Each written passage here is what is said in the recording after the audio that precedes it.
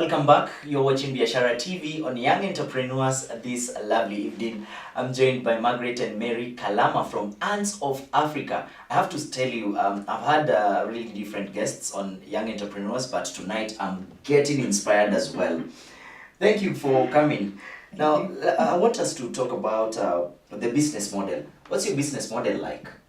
Okay, right now our business model is from business to business. That is, we're targeting small shops, wholesalers as well. We're not yet into the retail space, but that's where we are hoping by the end of this year to attract the retail space.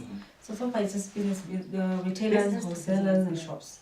And how much have you invested in the business so far? Let me just give a modest figure. I don't want to scare anyone who wants to start a business. So far we spent 600,000. Yes, this is a patent because we needed to patent our product. Especially for the Masisi distribution paste, patent, and then the screening, and then of course for the formulator, it costs an arm and a leg. But we thank God we're here. We need to be trained in how to, because our background is not in chemical engineering or anything like that. You have no idea. We have no idea about chemicals, but here we are now. We can mix. Anyone can do it. So we just needed. I think you just need to have a right mindset that whatever you set your mind to, you can do it. I love that. You can do it. So yeah, the chemical because formulation and yes, that's one basically the products. Because with a new product, we needed to do a lot of samples. Because when we go out to the market, people want to give me a sample, give me a sample, give me a sample. So part of the money also went into production of producing samples, a lot of samples, and even also to add on KEBs. Also, some part of the money went for the certification of our products. So they're certified. They're certified by KEBs. Yes, the KEBs certified. Yes, and which again takes time. So these things, just be patient. Yeah, if you're coming into business, these are the things that you need to first iron out. Yes. Yeah, all requirements. Yes, and also one very important thing, a feasibility study, because this enables you find out where your niche market is. Yes. So you don't, start everywhere like a headless chicken. I'm focusing on, say, an area like Babadogo. That is where this is the target market I'm focusing on. So you start with that area, and from there you build up slowly. You learn from there. It's like your learning curve. So you start with one area, then you can move to other areas. So identify your target space, because this market is huge. It's a huge space. And they're already players in the market. So everyone needs their market share. So you define your market value and establish your market share. And from there, just move slowly, but have a vision of where you want to be as a company. Start walking, crawl if you must, but just start. Now, you've been in car business before. Yes. So why did you decide to go into fast mover consumer goods for this particular business? Why FMCGs? Okay, this is my experience. The car business, we were not handling it. We were giving somebody else to handle that business. So we didn't understand anything about it. We were greedy then. I just wanted to see how much I've made. Kama ni any month, imekuja ni how much. We didn't really invest in understanding that business. Now this one, we are fully invested in this business from scratch. We know the formulation. We know where to get the chemicals from. We understand our business model. We understand our customers. So to answer your question, this is a business that we have invested in. We fully now understand it. We've done research on this business. We are moving forward in this sector, in this journey, in this space, and we want to grow our business into. We want to make our business a well-established business in this country. And I want to add on to what she said. Sure. Like, ideally, when we enter that tree, the idea was what cleaning product can clean the utensil without having to use so much, without it having to be so strenuous. So that could only be manufacturing. So we got into this space because we were solving a problem. That problem was cleaning utensils effectively and efficiently using a product which was not in the market and is not in the market anyway. So people just use conventional way. They use sand, maybe the local scoring pad, but now there's no product that really cleans the utensils effectively. That's how we got into this space. Never in a million years when people ask you what you want to be in the future, This was not part of it. this is not. They told me I'll be a manufacturer. I was like, maybe I want to be a banker, I want to be a doctor, Maybe it's a teacher, very modest. But girls, anyone can do. Any ladies. What were you before you got into this? Oh. What were you exactly doing? good. That's a good question. Before I got into this space, I'm a marketer. I used to work for a financial institution, and that's after after my university education, I got into Barclays as a customer service advisor. That's a fancy word of a sales agent. We're just doing sales. Yeah, even nice. Yeah. Many sales. So they give you these fancy titles. Yeah, You but can you're say, just doing sales. I'm working for a bank. I'm a customer service advisor, but ideally you're just Yeah. You're a sales salesperson. girl. Yeah, you're a So sales I was a girl. sales girl. Then from there I moved to other very many.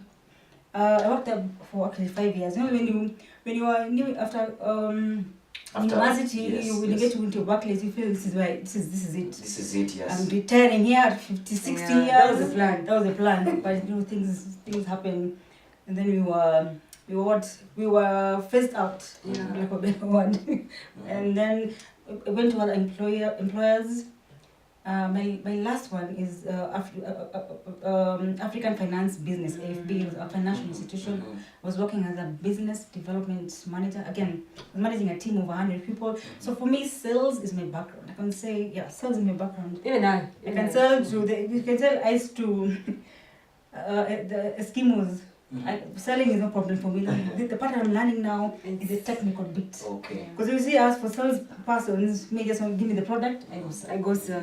so now the management end, that is when I'm learning slowly how to. Things don't run as fast as I would like, but I need to learn the process. Yes. How about you, Margaret? Same story. I've worked in financial institutions just like her, in banks mostly, but the same thing, the same struggles, sales targets. It was the same cycle for me. But luckily for us, we managed to get funds in terms of loans within the same institution that will now enable us now to invest in other business now, like the car hire and such things. So in that aspect, I would not say it was a waste of our time. We got something out of it. Though in the long run, it didn't work out as we had planned for, but it's part of the learning process. When you want to do something, again, invest your time in it. The mistake we did, and I say it again, is not being involved, is not involving yourself in a business. We tend to delegate and expect money to drop from heaven. It will not drop. You'll get someone who will give you money the first 2-3 months, then after that they'll con you with your money because you don't understand the nature of the business. But now, in this business, you'll not call me. And we're hands-on. We know exactly what to get the Exactly what materials, is- yes. we know exactly what to get the labels and the cheaper price, we know the nitty-gritties of this business. Even the specs of the machine. We so know tell you everything the now. mixer, the specs, the density. That means you have passion, because it's all about passion. Yes, yes. Now, speaking of which, this is definitely a journey, and yes, there's it is. somewhere that you're going. Yes. But tell us about probably the last 1 year. How has the journey been for you so far? Wow.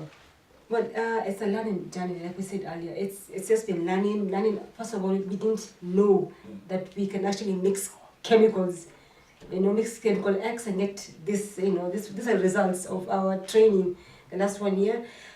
Now, again, the things that we learned that, we were marketers. So Yes. the excitement for us at the initial stage was how to get this product out and fast. Fast and quick.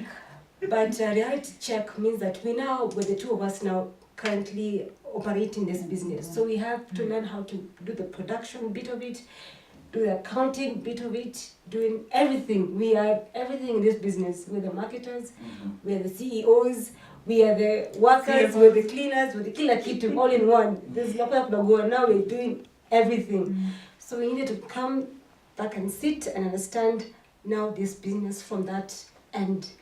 That's the learning process now. Getting the requirements, getting the regulations, the governance bit of it, the taxes. We needed to understand all those things at the back end. If you're a salesperson, those are things you don't know. Yes. You bring the product, we go sell. So that was the initial struggle at the beginning. let's do the product haraka, we go push it in the So market. you go to the market asking you, where's the cap compliance? Like, I don't know, what is that? what is that? So we have to go back again. Where is do you have the X-ray? Where's the name of certificate? So we need Where's the NEMA, VAT certificate? where's the VAT? Those are things that we need to learn. So when it's good. I think it's a good thing when you're out there. You also learn. Tell you why is your barcode different? Like I thought this is a Kenyan things barcode. we didn't know. So apparently there's a barcode for Kenyan product.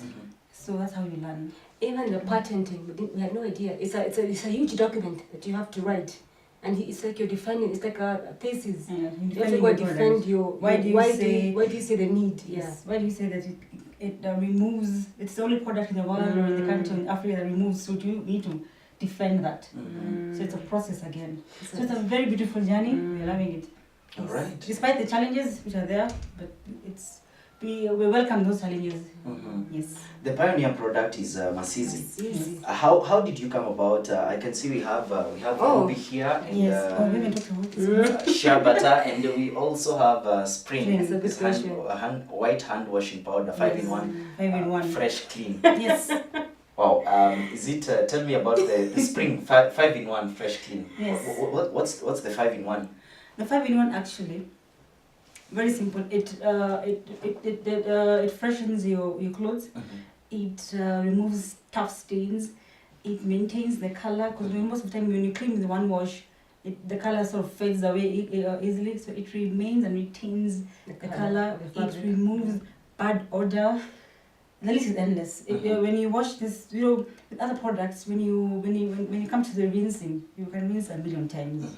You rinse and the water is not as you want it. So you end up wasting a lot of time rinsing. So this one, it maintains the cleanliness with 2 washes and you're done. Okay. Yes, so those are some of the benefits of this product. I'm sure you'll want to know more about Ruby, the petroleum jelly. Yes. But as you can see, I think it's getting hot in here. We have to take a short break. But don't you touch that dial. We'll be back in just a short while. This is Young Entrepreneurs.